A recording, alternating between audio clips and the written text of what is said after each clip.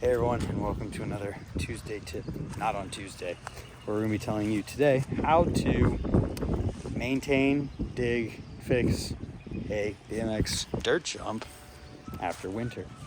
Step number one in this process is going to be getting the carpet off or taking off whatever covering you're using and just assessing what actually is going to need done. So right here we have our uphill line is what we call it, and this is going to be the first day digging on this line for the year. So before we can do anything with this, we need to take the carpet off and see what we actually need to do. So let's do that now. So we're uncovered and it actually doesn't look bad at all. Realistically, we need dirt on the sides, sort of a little on the back. Yeah, dirt on the sides. And then the front just kind of needs shaped. So in part of this whole assessing step here, you're really just taking a look at what you have to work with. You know, maybe you have some holes like that one in there, or some more erosion from wintertime, but these carpets that we use down here at our trails make it so there's really not a ton that we end up having to do. You know, you can see my footprints in here, so it is soft, but it's going to be at the beginning of spring, and these things are going to vary based on the type of dirt that you have to work with. We have very sandy soil here at these trails, and it means that things fall apart a little easier, and we can't use clay because we don't have clay like some trails in Lake Pennsylvania have. But it means that when we use carpet like this, that there's minimal work.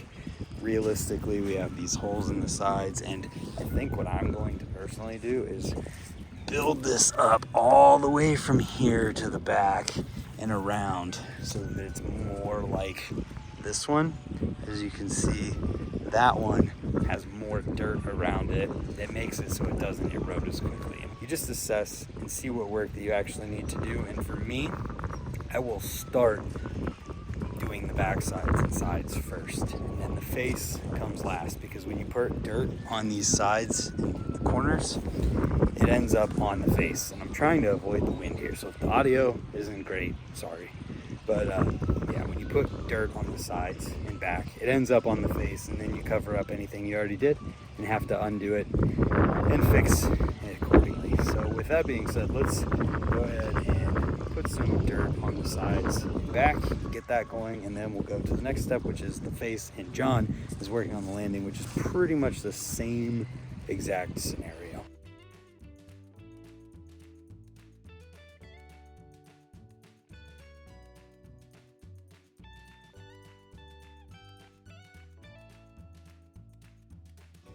So one consideration to make here too is the fact that if it looks like this, you're probably gonna want to water. I didn't, because I'm throwing these big clumps on top of it, and it's the first dig, so I don't think it matters as much personally. But the other thing too is those huge clumps. So just put all of this dirt on here, big clumps that came from right here. Makes it much quicker and easier to do. And then now we gotta do the back of the first lip, and probably not gonna go as crazy with the back. We're just trying to make sure everything is solid and the dirt is all there. And another thing I want to make note of here early in the video is that this is my process. Everybody's process can be different. This is what works for me. This is what works at these trails. So take that for what it's worth, and your situation might be different and what you do might be different. That's what makes trails sick. So let's keep going here with the back and other side of this, and then we'll continue with the explanation of the process.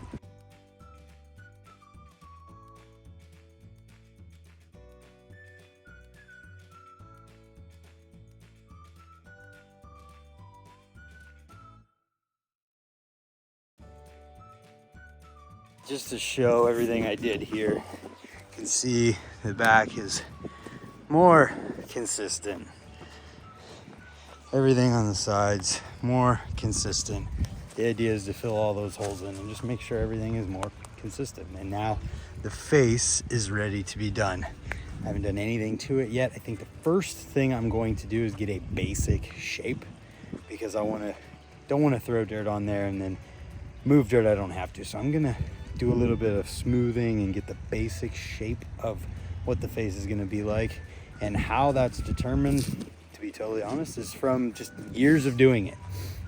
I don't know how else to explain it other than experience and trial and error and just going off of the feel of it, because it's the kind of thing that I don't remember how I learned. I don't know how to explain it in words other than I do what just kind of feels right. It feels like one consistent, smooth transition. We're trying to have one consistent curve from the bottom all the way to the top and not have different bumps in it, and just make it sure it's all one smooth, consistent transition all the way across too. So no matter where you hit it, it feels smooth and is the same.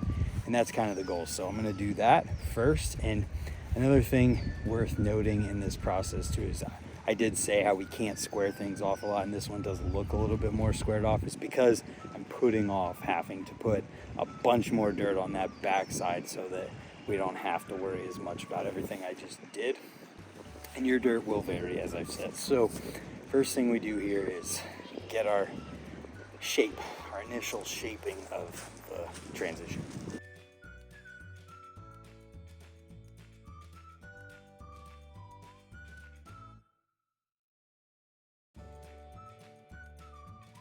So we're at the state now where I have my initial transition here done, what it will look like. And before I packed in this top part, I want to explain what I did here. So I threw a bunch of dirt on the top because it was kind of rounded off. And if you want it to be, you know, as squared off as it can be at the top here, you got to throw dirt above where your initial transition is, so that when you pack it down on both the top and that, it ends up at a point. And you'll see what I'm explaining here in a second when I actually do it. But for now, when we do that, we're going to be packing in and smoothing as we do it so that the transition can be complete. And to do that, I'm kind of just finessing with the shovel. I'm packing and smoothing and doing consistent like pulls up and push it, or pulls down and pushes up with the shovel. And I will not do time lapse at first for this, so you can see exactly what I'm explaining here. But it's this entirely based on feel for this part of the process. You are feeling out what you need in order to get the jump to be smooth, and I'm just making sure it's all one consistent smooth surface. So let's show you what I'm talking about here.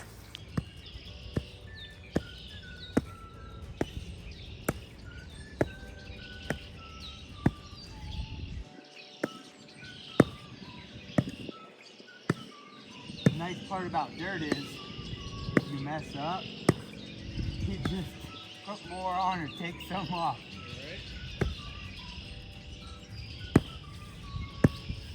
Calling that landing done, dude. Done? Yeah, I'm not. A bit of moisture. I think we'll get it covered. You know what I'm saying? Yeah.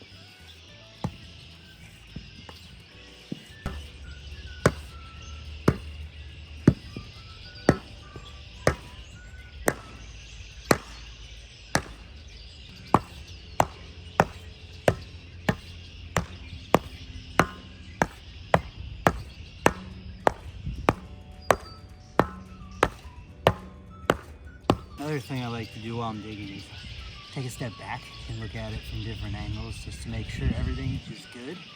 And another thing I want to note while I'm sitting here talking is that there was two different variances in how I was smoothing and packing right there. You could see the long smoothing passes that I was doing, which were much more delicate. And then there, right at the end, you can see I was packing and pushing a little bit harder, and there were smaller passes going back and forth. Yeah, taking a look at it from different angles just to make sure everything is good, but we're pretty close at this point. Oh, dude, you're gonna be able to boot this thing.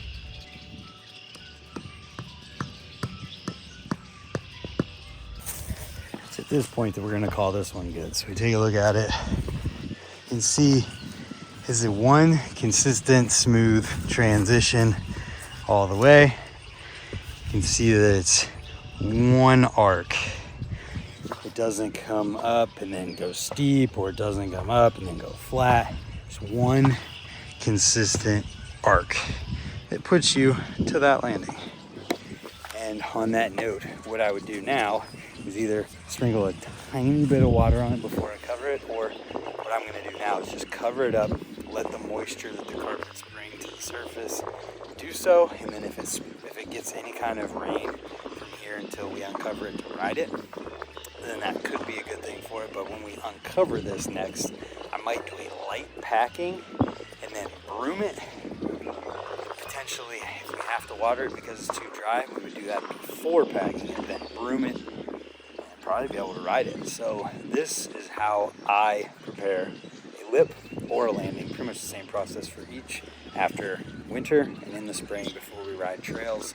And to be honest, this is pretty much the exact same process that I do even after a hard rain or when we have to fix things. It's pretty much exactly the same. So hit me up if you guys want to come out and shred these, and hopefully this helped you. And if you're new here, you haven't yet, consider subscribing so we can see you tomorrow, and then we'll see you there. Thanks for watching. Goodbye.